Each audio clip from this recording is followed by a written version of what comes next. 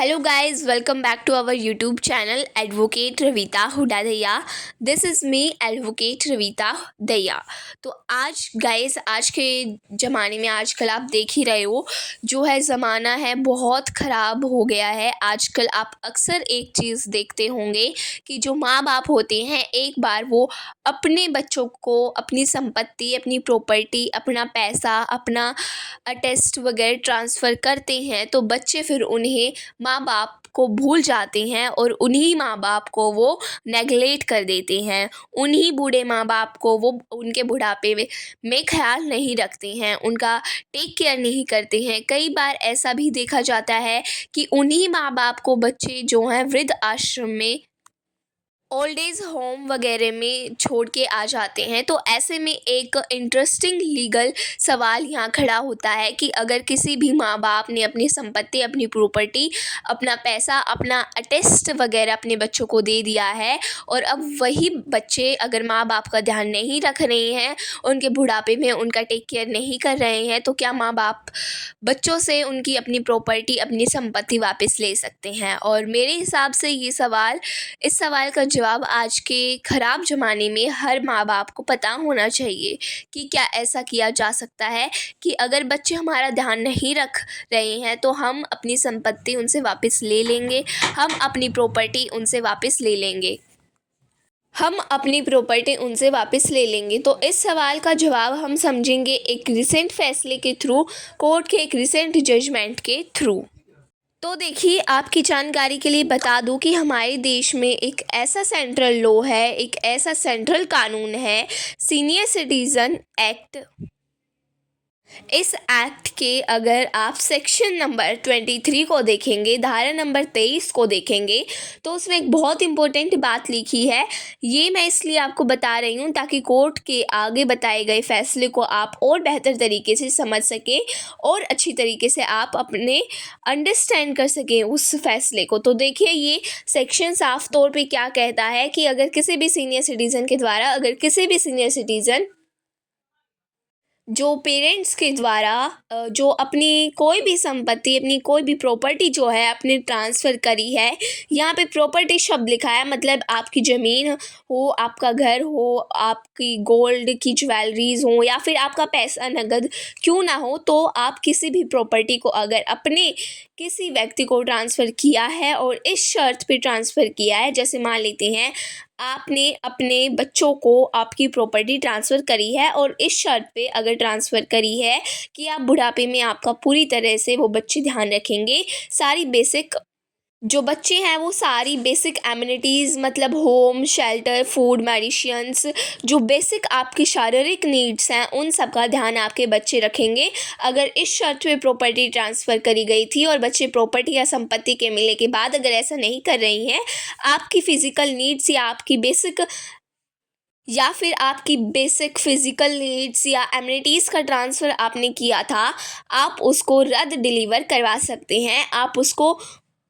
None और void declare करवा सकते हैं और अपनी बच्चों से अपनी संपत्ति, अपनी प्रॉपर्टी को वापस ले सकते हैं। ठीक है, अब देखिए यहाँ पे इस केस में क्या हुआ था। बेसिकली एक बूढ़ी माँ थी, ठीक है, जिनका नाम था नागा लक्ष्मी। तो यहाँ पे नागा लक्ष्मी जी जो है, इन्होंने क्या किया था, इनका एक बेटा था और एक बहू थी। तो नागा लक्ष्मी जी ने अपने बेटे को अपनी सारी संपत्ति ट्रांसफ़र कर दी। अब जब इन्होंने संपत्ति ट्रांसफ़र करी तो संपत्ति में इन्होंने सिर्फ इतनी सी बात लिखवाई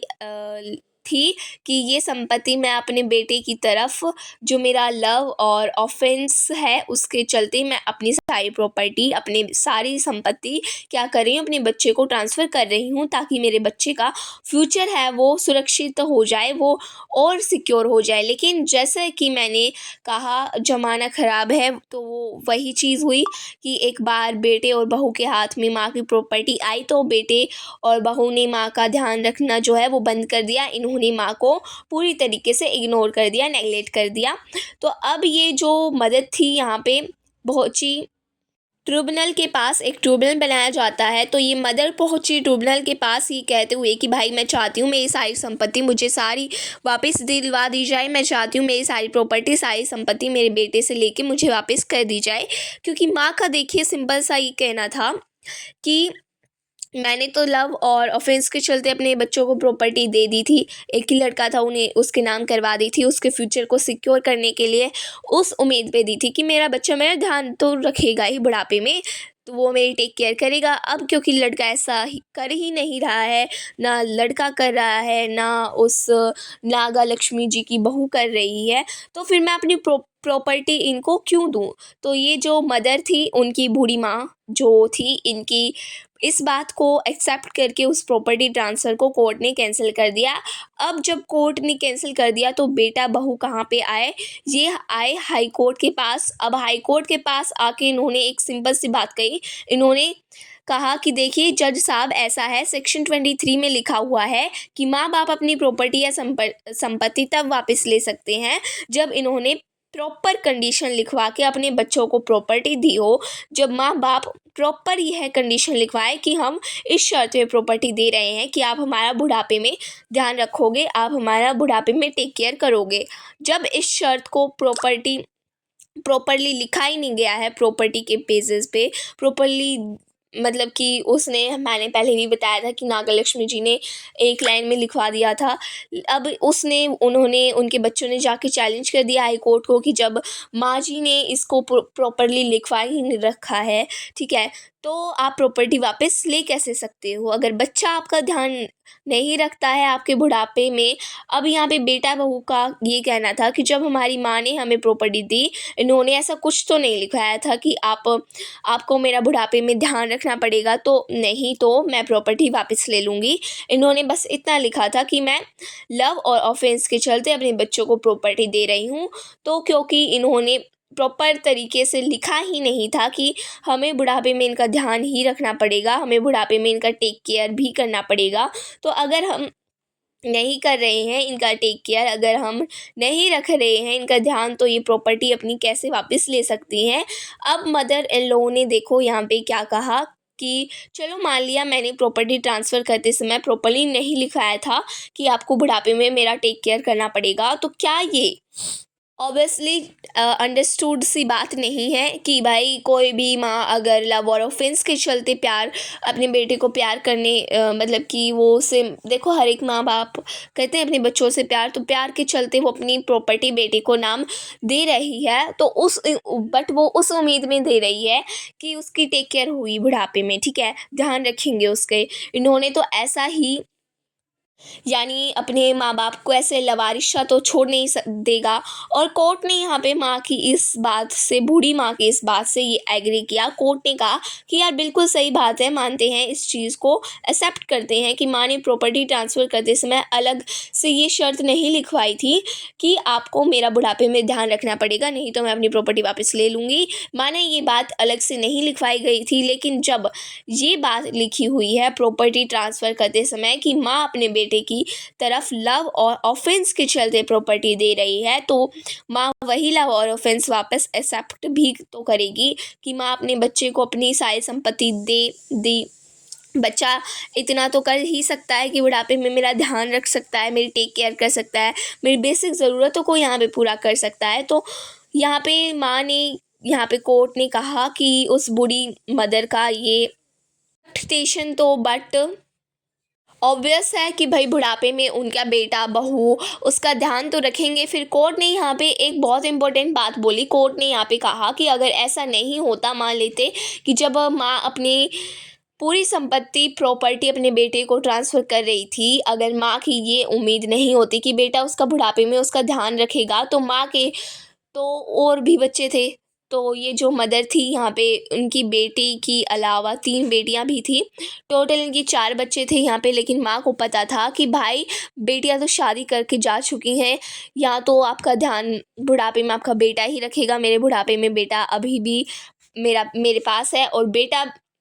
मेरा ध्यान रख सकता है बुढ़ापे में, इसलिए सिर्फ बेटे को प्रॉपर्टी सारी ट्रांसफ़र की गई। तीनों बेटियों को यहाँ पे कुछ भी नहीं दिया गया था। तो कोर्ट ने कहा कि इससे नहीं समझ में आता कि ये बात की माँ ने अपने बेटे से ही इतनी उम्मीद रखकर प्रॉपर्टी दी, बेटियों को क्यों नहीं दी। यही बेटी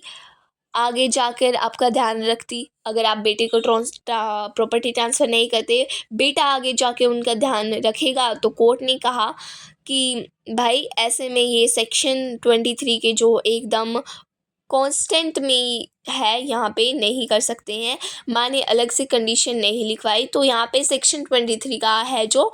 इस्तेमाल नहीं किया जा सकता संपत्ति को वापस लेने के लिए, प्रॉपर्टी को वापस लेने के लिए। कोर्ट ने कहा कि भाई लव और ऑफेंस अगर यहाँ पे भी लिखवाया गया है, किसी भी माँ बाप ने अपनी संपत्ति के ट्रांसफ़र करते समय या अगर नहीं लिखवाया है, तो ये तो बेसिक सी अंडरस्टैंडिंग वाली बात नहीं है कि अगर माँ बाप एक समय पे अपने बच्चों को पाल पोस के बड़ा करते हैं, उनका पूरा टेक केयर करते हैं, उनकी अपब्रिंगिंग करते हैं, बड़े होके माँ बाप वही अपनी संपत्ति, अपनी प्रॉपर्टी बच्चों को ट्रांसफ़र कर देते हैं, तो माँ बाप का ये एक्सेप्ट करना तो बनता है ना कि वो जब वो बूढ़े हो जाएंगे, जब उनको चीज़ों की ज़रूरत पड़ेगी, राइट, तो वहीं बच्चे उनका भी ध्यान रखेंगे। ये बात अलग से लिखवाने की ज़रूरत नहीं होती। प्रॉपर्टी को ट्रांसफ़र करते समय, संपत्ति को ट्रांसफ़र करते समय ये अंडरस्टूड सी बात है कि ऐसी ही सिचुएशन को देखिए, हो सकता है कि अगर कोई माँ बाप बहुत ज़्यादा लीगली अवेयर ना हो, अगर कोई पेरेंट्स बहुत ज़्यादा लीगली साउंड ना हो, जो इस सेक्शन के बारे में ना जानता हो सकता है कि वो ना लिखवाए इस तरीके की चीज़ अपने बच्चे को संपत्ति देते समय। लेकिन आप यहाँ पे कानून का पर्पस समझो, सीनियर सिटीज़न एक्ट क्यों बनाया गया था। सीनियर सिटीज़न एक्ट में ऐसा सेक्शन क्यों डाला गया था कि ऐसे ही जो केसेस होते हैं जहाँ पे बच्चे प्रॉपर्टी संपत्ति लेकर फिर मना कर देते हैं, भूल जाते हैं माँ बाप को, उन्हें नेगलेक्ट कर देते हैं, उनका टेक केयर नहीं करते, तो भाई हमें तो उन्हें सीनियर सिटीज़न को बचाने की ज़रूरत है ना। माँ बाप को बचाने की ज़रूरत है, उनकी डिग्निटी, उनके एक्ट्स, उनके सेल्फ रिस्पेक्ट को बचाने की ज़रूरत है। तो भले ही माँ बाप प्रॉपर्टी संपत्ति आपको ट्रांसफ़र करते समय ये सारी बात शर्तें ना रखें, ये सारी बात ना लिखवाएं कहीं पे, लेकिन अगर आपने उनको नेगलेक्ट किया, आपने उनका टेक केयर नहीं किया, तो उनके पास पूरा राइट है कि वो अपनी संपत्ति वापस ले लेंगे। अगर बच्चे माँ बाप का ध्यान नहीं रखेंगे तो कौन रखेगा उनका। तो ये बात इन्होंने एक्सप्रेस तौर पे अपने बच्चों को ना बताई हो, इवन दो ये बातें उन्होंने एक्सेप्ट तौर से, मतलब ज़्यादा अच्छी तरीके से तौर पे अपने कॉन्ट्रैक्ट में, अपनी डीड में अपने से प्रॉपर्टी को ट्रांसफ़र करते समय लिखवाया हो। कोर्ट ने कहा कि देखो सिंपल सी बात है कि सीनियर सिटीज़न एक्ट का एक पर्पज़ है। सीनियर सिटीज़न जो लोग होते हैं, इनके पास इनकी सिक्योरिटी होनी चाहिए, जो इनकी ज़िंदगी भर की कमाई होती है, जो इनके एक्ट्स होते हैं, जो इनकी प्रॉपर्टीज़ होती हैं, वही इनकी सिक्योरिटी है। वो अगर उन्होंने अपने बच्चों को दे दी है, तो उन्होंने अपनी प्रॉपर्टी यहाँ पे ट्रांसफ़र कर दी, ठीक है। वो हमेशा इसी उम्मीद में होप रखते हैं कि प्रॉपर्टी ट्रांसफ़र की जाती है, कि वो बच्चे आज प्रॉपर्टी ले रहे हैं, अपने माँ बाप की, उनकी संपत्ति ले रहे हैं, तो अपने माँ बाप को जो है उनके बुढ़ापे में अच्छे से ध्यान रखेंगे, ठीक है। उनका टेक केयर तो कर सकते हैं। और अगर माँ बाप ऐसा नहीं करेंगे, तो बिल्कुल सेक्शन 23 सीनियर सिटीज़न एक्ट में जाके क्या कर सकते हैं, अपनी संपत्ति बच्चों से वापस ले सकते हैं माँ बाप, ठीक है, प्रॉपर्टी वापस ले सकते हैं। तो ये कोई ग्राउंड नहीं बनता, ये कोई डिफेंस नहीं बनता किसी, मतलब कोई भी बच्चा या कोई भी चाइल्ड जो है कोर्ट के सामने ये डिफेंस नहीं रख सकता कि मेरे बाप ने मुझे प्रॉपर्टी या संपत्ति देते समय ये लाइन नहीं लिखी थी, एक्सप्रेस नहीं की थी, उसमें लिखा नहीं था कि मुझे इनका बुढ़ापे में ध्यान रखना पड़ेगा। पेरेंट्स और बच्चे के बीच में ये अंडरस्टूड सी बात होती है, कि नेचुरल सी बात होती है। माँ बाप अगर आपकी प्रॉपर्टी दे रहे हैं अपनी आप, तो आपको उसका ध्यान तो रखना बनता ही है, ठीक है। तो उनकी बेसिक नीड्स को, उनकी बेसिक एमिनिटीज़ को यहाँ पे पूरा करोगे। तो इस